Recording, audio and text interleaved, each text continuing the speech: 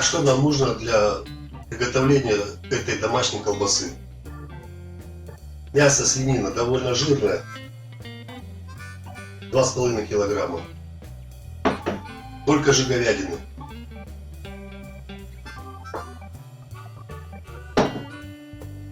Подсолнечная смесь, которая состоит из соли и нитритной соли. Ну а специи: майоран, перец, черный горошек, мускатный орех и зира. Они сейчас не нужны, пока уберем.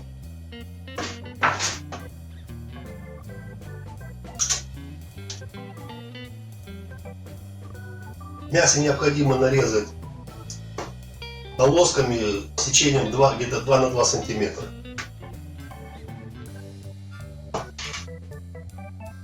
Где-то такими. Это быстрее просолится.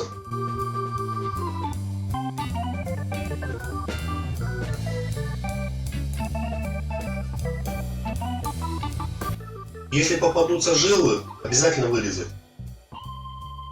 Говядину также нарезать, как и здесь.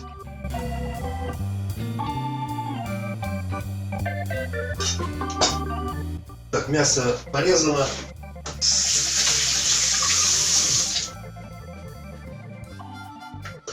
Потери не сильно большие, ими можно пренебречь.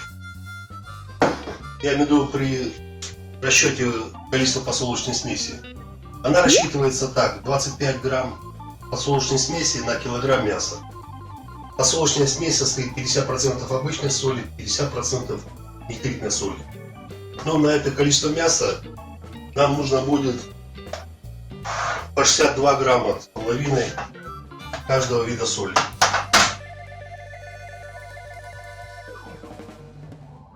Нитритная 62 грамма. И это 62 грамма.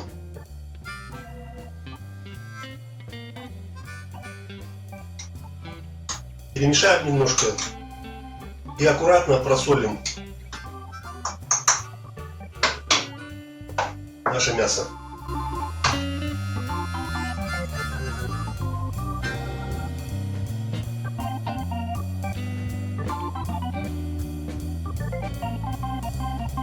Перемешать нужно очень хорошо.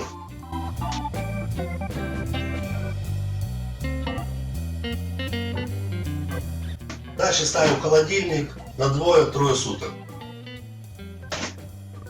Не забыв при этом пару раз в день все хорошо перемешать и передавить.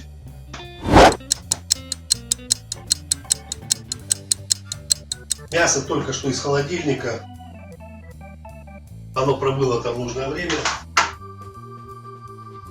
Дальше нам нужно приблизительно треть мяса самого лучшего отсюда выбрать. Брать как кусочки свинины, без жира желательно, так и кусочки говядины.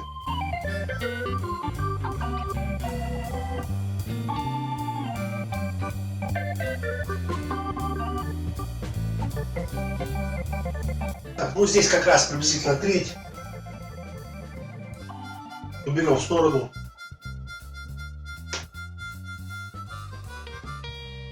То, что здесь осталось, используем наши специи.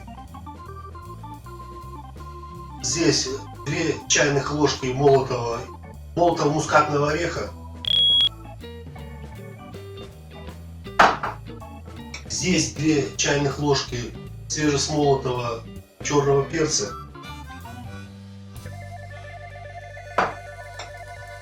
Майоран тоже 2 чайных ложки. И чайная ложка зира или кумина. Его нужно или размять пальцами, а лучше всего пропустить через мельничку. Так будет гораздо душистее.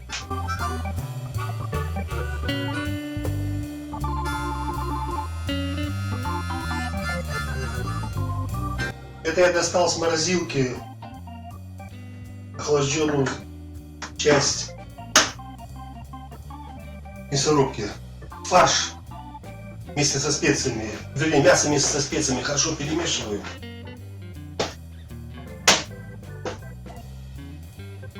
и пропускаем через мясорубку, через мелкую решетку.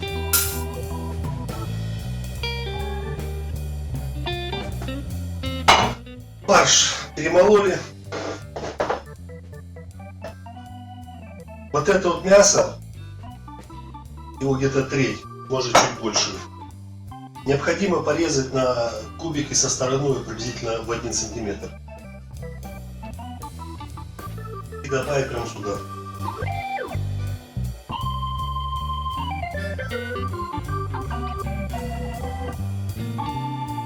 Мясо все подрезано, готово. Нужно тщательно перемешать. Желательно использовать лопаточку. Руками не стоит нагревать фарш.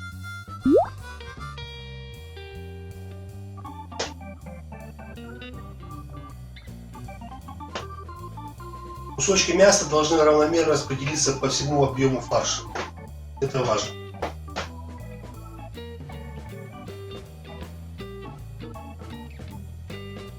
Если есть нормальный миксер, можно и.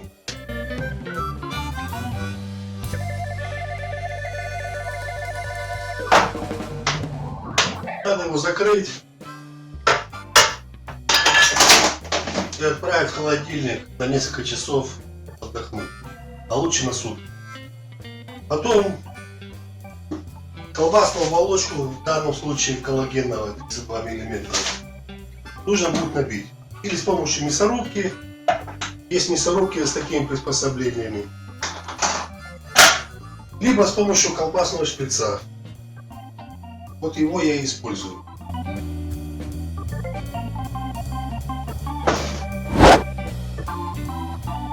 Шприц установлен. Нужен еще шпагат для перевязки колбасы. Сама оболочка. Все. Закладываем фарш в шприц и продолжаем. Дальше обычно процедура набивки.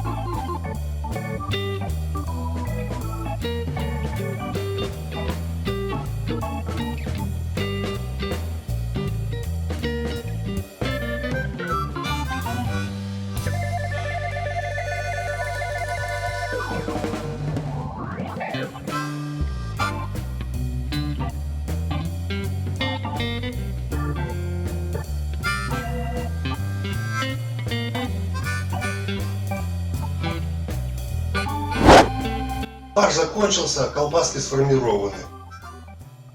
Теперь нужно внимательно смотреть колбаски на предмет воздушных пузырей.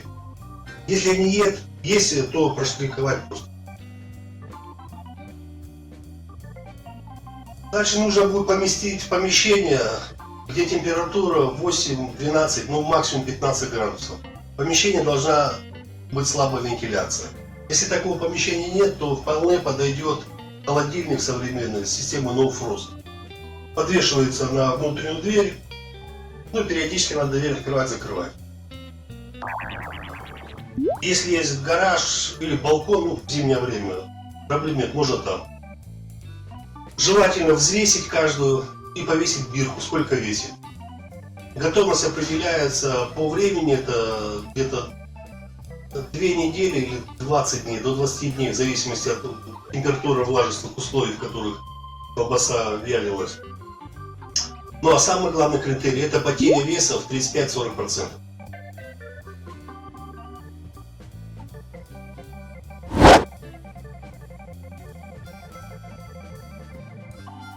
Вот так размещена колбаса в холодильнике.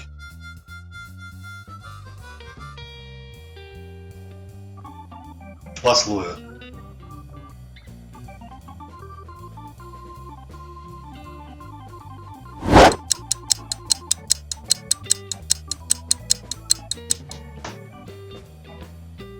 Прошла неделя.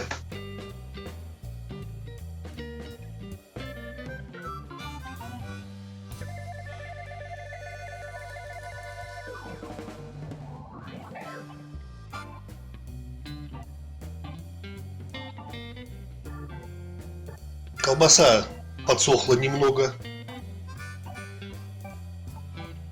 Не стала такой влажной. Внешних следов порчи нету. Проконтролируем процесс сушки. Ну, берем любую колбасу и взвесим ее. Вот она была 200 грамм. Сейчас ее оценим. Получается 1,5–2%. Это хорошо. То есть колбаса у нас за положенные 3 недели выздоровеет. Если цифры больше 3% или меньше 1%, это плохо. Нужно будет принимать кое-какие меры. Но все регулируется, естественно, температура и влажность. Цифры больше, повышайте влажность, уменьшайте температуру. Цифры меньше, наоборот, понижайте влажность, повышайте температуру. Ну, в домашних условиях это можно будет просто вынести на ночь на балкон, допустим, если там прохладно. А днем колбаса должна быть в холодильнике.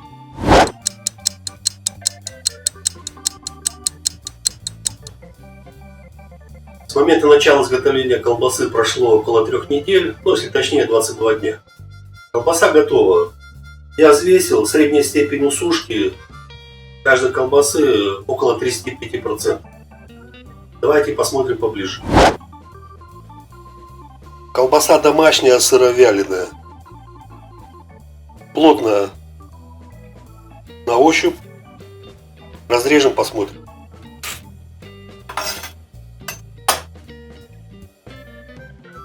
Закала практически нет. Не практически, а точно нет.